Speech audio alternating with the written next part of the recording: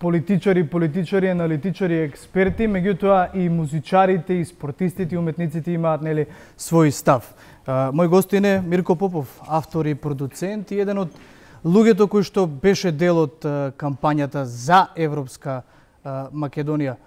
Попов, резултатите од денешниот референдум власт и опозицијата различно ги толкуваат, ако за едни е успех, за други е длабоко, како што рече Мицкоски, неуспешен референдум. Што за тебе, како учесник во самата кампања, значи овој референдум? Прво сакам да кажам дека јас сум за овие европски и светски спојувања и увек сум бил за тие процеси и увек ќе бидам без разлика која влада ги поддржува сите оние кои се дистанцирате од политиката ова сега? Не, не се дистанцирам воопшто од политиката, напротив, мој цврст став е од дека партијата. Од било која партија. Значи јас сум тука за да живеам и работам во Македонија и сакам Македонија биде подобро место за живење. Моje мислење е откако имам 2 грама мозок, нешто откако сум свесен за себе дека овие процеси на глобализација, спојување на Европа, спојување на светот во ова се позитивни процеси и дека мораме да ги направиме овака или онака, така да било кој што ќе се занимава вистински со овие европски или светски глобални процеси, ќе добие мојата поддршка секогаш. Така да сега го направив тоа, али го правам тоа на своја рака веќе 20 и повеќе години, значи. Јас мислам дека нас не е местото во Европа, местото ни е во НАТО, мораме да бидеме дел од тие организации заради тоа што пред се нас не одговара тоа. А второ, ако не бидеме ние дел или ако не бидеме дел под некои колку толку наши услови, како што сега се уште, нели, имајќи се уште држава и имаме шанса под некои наши услови да влеземе таму и да добиеме нешто, ќе бидеме дел на некој друг начин, под нечии други услови. Значи, мораме да бидеме разумни, мораме да бидеме паметни и да го правиме она што нам ни одговара, да ги фокусираме, да видиме кои се нашите баш интереси вистински и да се однесуваме според нив. Ние имаме проблем тука, ние не знаеме кои се нашите. И сега имајќи го ова во предвид, разочаран сте од денешните резултати или? Весел не сум, но не можам да кажам дека сум разочаран заради тоа што со овака поставен референдум, цензус од 50%, многу нелогично, не баш паметно поставен цензус, пошто ако погледнете низ европските земји, цензуси се 20 до 40%, што значи за почеток исклучуваат опција да некој бойкотира и на тој начин го саботира процесот, него баш поттикнуваат компетитивност, одредена компетитивност. Ајде да излеземе и да преброиме кој е за, кој е против, па кој победи, идеме дале. Ова што се деси кај нас, имаме еден несреќен цензус од 50%, кој буквално им врачи можност на некои луѓе кои очигледно или не се доволно паметни, или не се доволно честни, нели? Да на некој начин го бойкотираат овој референдум и да испадне оваква една ситуација која всушност на никого не му оди во корист, не остава во комплетно пат позиција, во едно лимбо место од каде што не можеме или бар навидум делува невозможно да се оди ни напред, ни назад, ни лево, ни десно, што комплетно губи државата, губи Македонија. Едноставно не можеме да се придвижиме онаму каде што очигледно мораме да одиме, поради тоа што како што и претходниот соговорник кажа, некоја алтернатива друга немаме, буквално никој нема друга алтернатива и оние кои бойкотираат и оние кои се отворено против не даваат никаква алтернатива нит за овие европски и светски процеси, така да единственото нешто кон кое ние што се стремиме е таа некоја европска заедница и тоа НАТО. И сега ова си правиме сами на себе спрепка за нечии интереси кои очигледно не се баш многу честни. Сето тоа под плаштот на патриотизмот и љубовта кон татковината.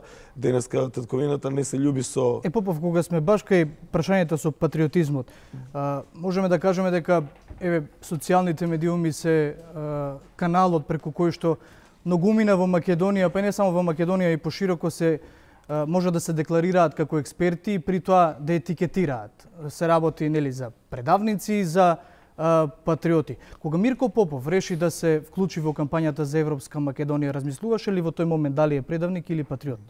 Видите, јас сум навикнат да бидам етикетиран и нарекуван со разни видови имиња, па и патриот и предавник или предавник, буквално како се менувале властите во Македонија, секој некогаш нашол за сходно да ме најде во одредена ситуација дека сум предавник или дека сум колаборатор со моменталната власт, особено со развојот на овие социјални мрежи, буквално секој добива некој глас и секој е на некој начин колку толку гласен и секој може да обвини секого. Така да во континуитет сме сведоци на етикетирања, навреди, обвинувања и накачување на такви епитети, нели, непопуларни од типот предавник. Така да не ми е прв пат и ја унапред бев спремен, сосема свесно влегов во ова и знаев што следи, значи не само што добивам такви навреди и напади, него и редовно добивам закани, редовно сум таргет на навреди, навикнат сум на тоа, дури и некој што ја не сум некоја кој знае колку битна личност, нели. У општеството има многу по-релевантни личности, барем што се однесува до оваа политика. Но и многу по-небитни личности од мене се таргет на брутални навреди и закани. Така да тие навреди и закани се всушност само едно мало огледало, еден мал пресек за културното ниво на општеството во кое живееме. И нас не е јасно дека тоа културно ниво не е баш на високо ниво, поради тоа што, например, резултатот на овој референдум е јасен показател до каде сме. Ако, нели, од 91-а, од референдумот за осамостојување и онај наш избор да бидеме дел од западниот свет, дел од цивилизираниот свет, каде што и припагаме. И географски, и историски, по сите параметри припагаме, и за да бидеме дел од тој свет, нели, мора да израснеме по некои параметри, меѓу другото и по некои цивилизацијски параметри, типот компромис. Компромис е еден фантастичен пример до каде што одредено општество е стигнато со својот цивилизацијски развој. Ова во контекст на договорот помеѓу двете држави? Дозволи ми за да нели баш тоа. Значи овој договор е пример колку ние како општество и како граѓани сме спремни за компромис. Компромисот подразбира дека нешто ќе добиеш, нешто ќе изгубиш. И за да стапнеме напред, за да покажеме кон тоа некој европско семејство или НАТО семејство, дека сме подготвени, дека сме на одредено цивилизацијско ниво, за да нели седиме со нив на иста маса. Мораме да прикажеме способност за компромис. Нашето општество покажува дека не сосема е подготвено за таков еден компромис. Дури не е подготвено ни да се такмичи само со себе интерно, да се такмичиме со идеи. Например, идеја, дали сме за овој договор или не сме. Попов, ако го свртиме прашањето обратно, бидејќи патриотизмот различно се интерпретира, очигледно во Република Македонија, внатре помеѓу колегите, помеѓу музичарите, уметниците, се дружите со доста луѓе од таа сфера. Што за различни профили на луѓе значи тој патриотизам? Дали тоа е пошироката слика со НАТО и ЕУ и прифакањето на таа кнедла договорот со Грција? Значи, видите, не е тоа што ја викам ајде да идеме у ЕУ и НАТО, тоа не е патриотизам. Не е патриотизам да одиш у НАТО. Патриотизам е да размислуваш најдобро што е во најдобра корист, во најдобра што е најдобро за твојот народ, што е најдобро за тебе, што е најдобро за твоите деца. Кога ќе дојдат најсилните светски земји како Америка и Германија и во лице ќе ни кажат направите го ова и ова за да бидете дел од нашите организации, да седите со нас. Едноставно вие капирате, вие сте мала земја, ние сме мала земја и капираме дека во Европа сме. Паметно е да играме со луѓе кои се најаки во Европа. И сега претпоставувам дека е патриотизам да ги заштитиме нашите интереси. Од таму јас мислам дека треба да идеме во пакт со НАТО, во пакт со ЕУ. За жал како и сите други пори на нашето општество, така и помеѓу музичарите поделбата е огромна, трагична и буквално више не знам кој што мисли и како мисли. Има многу луѓе кои отворено кажуваат што мислат, има многу луѓе кои подло се однесуваат, има луѓе кои се овакви, има луѓе кои се онакви. За жал поделбата во нашето општество е невидени меридијани и напоредници. А одличен впечаток со вашите колеги. Колку тука се развидувате? Со некои за поимањето за љубовта кон Со некои се развидуваме, со некои сме истомисленици, мислам дека буквално работите се удрени на пола, отприлики како што се резултатите и на овој референдум.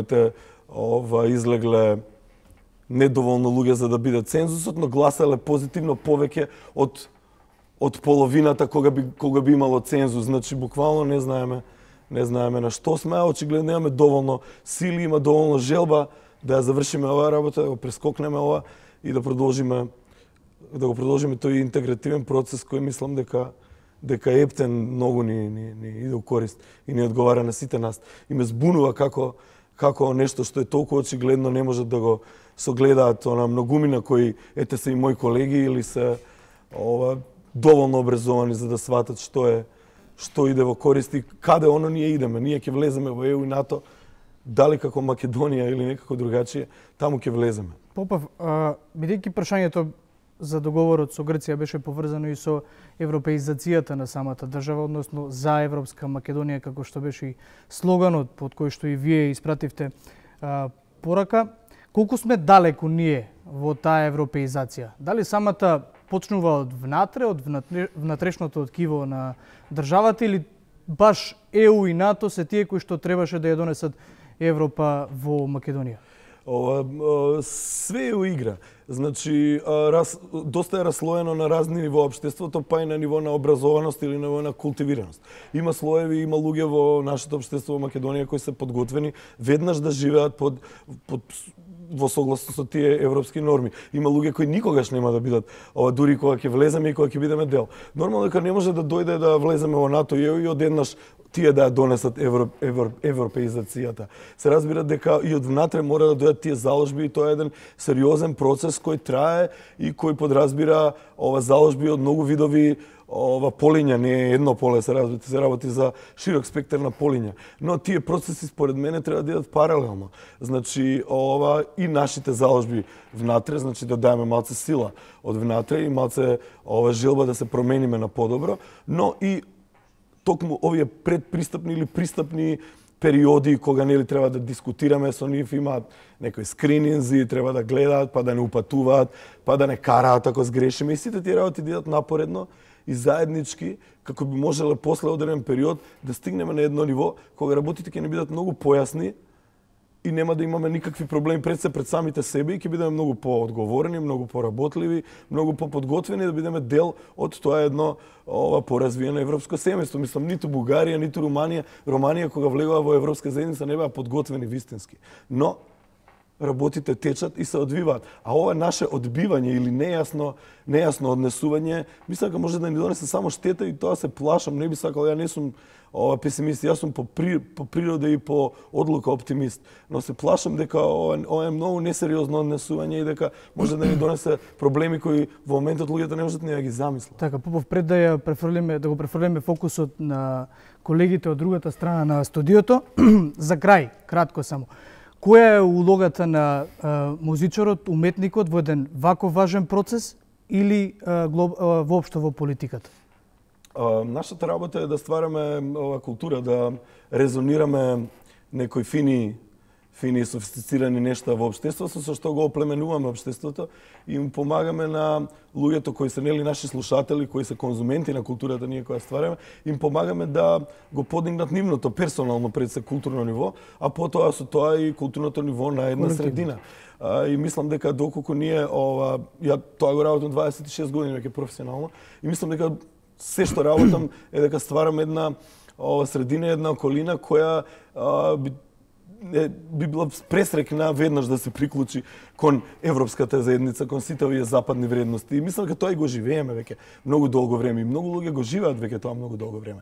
Тоа е нашата работа, тоа ние треба да го ствараме, тоа ние го ствараме и очигледно дека требало да бидеме подпомогнати малку од некоја повисока инстанца, малку порано, за да можеме да створиме уште малку посериозна и малце подцврста таква некоја културна средина, за малку помалку да имаме проблеми со бојкотирање на сопствената иднина, претпоставам. Попов, ти благодарам за одвоеното време. Ние ќе се префрлиме со фокусот кај Боријан Јовановски, мојот колега во другата страна на студиото.